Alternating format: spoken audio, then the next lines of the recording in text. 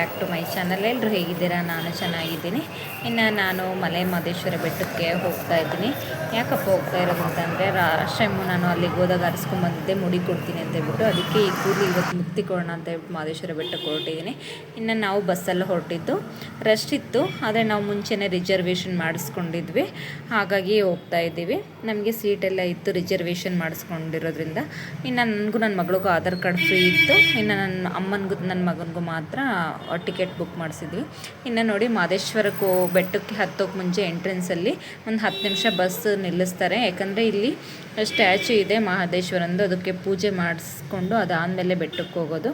ಇನ್ನು ಅಮ್ಮ ಕೆಳಗಡೆ ಇದ್ದಿದ್ರು, ನಾನು ಮಧ್ಯರಾತ್ರಿ ಆಗಿರೋದ್ರಿಂದ ನಾನೇನು ಇರಲಿಲ್ಲ. ಇನ್ನು ಅಮ್ಮನೇ ಹೋಗಿ ಕೈಕಾಲು ಮುಖ ತೊಳ್ಕೊಂಡು ವಿಭೂತಿ ಇಡಿಸ್ಕೊಂಡು ಕರ್ಪೂರ ಹಚ್ಚಿಬಿಟ್ಟು ಬಂದರು. ಇನ್ನು ನೋಡಿ, ಇಷ್ಟು ರೋಡು ಘಾಟ್ ಸೆಕ್ಷನ್ ಇದೆ. ನನಗಾದರೆ ಸ್ವಲ್ಪ ವಾಮಿಟಿಂಗ್ ಬರುತ್ತೆ, ಕಣ್ಣೆಲ್ಲ ತಿರುಗ್ತಾನೆ ಇದ್ವು. ಆದರೆ ನಮ್ಮ ಡ್ರೈವರ್ಗಳಿಗೆ ಮಾತ್ರ ಹ್ಯಾಟ್ಸ್ ಆಫ್ ಹೇಳ್ತೀನಿ ನಾನು ನನ್ನ ಕಡೆಯಿಂದ.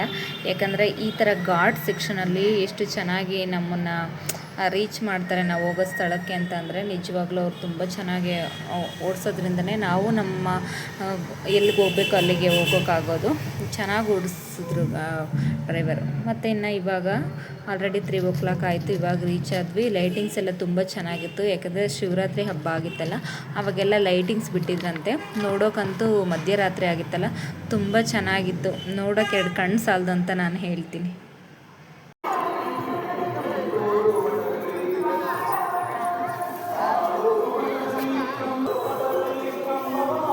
ಹೋಗಿ ಹೆಲ್ಪ್ ಮಾಡೋಕೆ.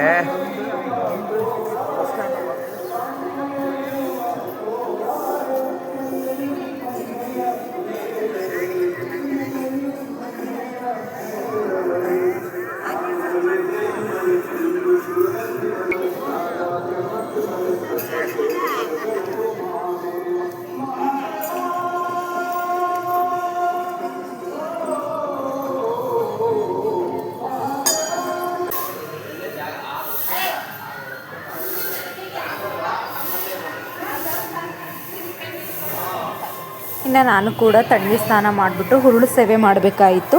ಆ ಹುರುಳು ಸೇವೆ ಎಲ್ಲ ಮಾಡಿಕೊಂಡು ಇವಾಗ ಮುಡಿಕೊಳ್ಳೋಣ ಅಂತ ಬಂದಿದ್ದೀನಿ.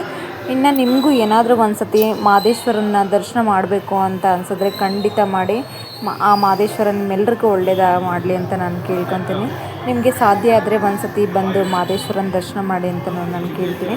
ಯಾಕಂದರೆ ನಿಜ, ನಾನು ಲಾಸ್ಟ್ ಟೈಮ್ ಬಂದಾಗ ತುಂಬ ಪ್ರಾಬ್ಲಮ್ ಆಗಿದೆ. ಇಲ್ಲ ಹರಿಸ್ಕೊಂಡು ಹೋದ್ಮೇಲೆ ನನಗೆ ಎಲ್ಲ ಕಷ್ಟಗಳು ದೂರ ಆಗೈತೆ. ಇನ್ನು ಮುಡಿ ಎಲ್ಲ ಕೊಟ್ಬಿಟ್ಟು ನಾನು ಇವಾಗ ಹೊಳೆಗೆ ಸ್ನಾನ ಮಾಡೋಣ ಅಂತ ಬಂದ್ವಿ. ಇನ್ನು ಹೊಳೆಗೆಲ್ಲ ಸ್ನಾನ ಮಾಡಿದ್ರೆ ಇಲ್ಲೇ ಬಟ್ಟೆ ಎಲ್ಲ ಚೇಂಜ್ ಮಾಡಲಿಕ್ಕೆ ರೂಮ್ಸ್ ಎಲ್ಲ ಇದೆ. ಸೊ ಅಲ್ಲೆಲ್ಲ ಚೇಂಜ್ ಮಾಡಿಕೊಂಡು ನಾವಿವಾಗ ದರ್ಶನಕ್ಕೆ ಹೊರಟ್ವಿ ಇವಾಗ. ಇನ್ನು ಇಲ್ಲಿ ದರ್ಶನ ಮಾಡೋಕ್ಕೆ ತುಂಬ ಅಷ್ಟೊಂದು ಕ್ಯೂ ಏನಿರಲ್ಲ. ನಾರ್ಮಲಾಗಿ 1 hourಗೆಲ್ಲ ದರ್ಶನ ಆಗೋಗ್ಬಿಡುತ್ತೆ. ಇನ್ನು ಇಲ್ಲಿ ಯಾರಾದರೂ ಹರಿಸ್ಕೊಂಡ್ರೆ ಇಲ್ಲಿ ಅದು ಮೆರವಣಿಗೆ ಮಾಡ್ತಾರಂತೆ ಮಹದೇಶ್ವರನ್ನ. ಅದೇ ಥರ ಯಾರೋ ಒಬ್ಬರು ಹರಿಸ್ಕೊಂಡು ಈ ಥರ ಮೆರವಣಿಗೆ ಮಾಡ್ತಾಯಿದ್ರು. ನಾನು ನೋಡ್ಬಿಟ್ಟು ಖುಷಿಪಟ್ಟು ಇವಾಗ ದರ್ಶನ ಮಾಡೋಕ್ಕೆ ಹೊರಡ್ತಾ ಇದ್ದೀನಿ. ಇನ್ನು ಹೊರಡ್ತಾ ಅಲ್ಲೊಂದು ಆನೆ ಕೂಡ ಈ ಥರ ಇತ್ತು. ಸರಿ, ನಾವು ಕೂಡ ಆನೆದು ಒಂದು ಆಶೀರ್ವಾದ ಪಡ್ಕೊಂಡು ಇವಾಗ ದೇವಸ್ಥಾನ ಒಳಗಡೆ ಹೋಗ್ಬಿಟ್ಟು ದರ್ಶನ ಮಾಡಿಕೊಂಡು ಹೊರಗಡೆ ಬಂದು ಹಾಗೆ ಸ್ವಲ್ಪ ಹೊತ್ತು ಕೂತ್ಕೊಂಡು ಅದಾದಮೇಲೆ ಪ್ರಸಾದಕ್ಕೆ ಹೊರಟ್ವಿ. ಇಲ್ಲಿದು ಪ್ರಸಾದ ಅಂತ ಅಂದರೆ, ಊಟ ಅಂದರೆ ನಿಜ ಅದು ಅಮೃತ ಸಮಾನ, ಅಮೃತನೇ ಅಂತ ಹೇಳ್ಬಿಡ್ದು, ಅಷ್ಟು ಚೆನ್ನಾಗಿರುತ್ತೆ ಊಟ ಮಾತ್ರ.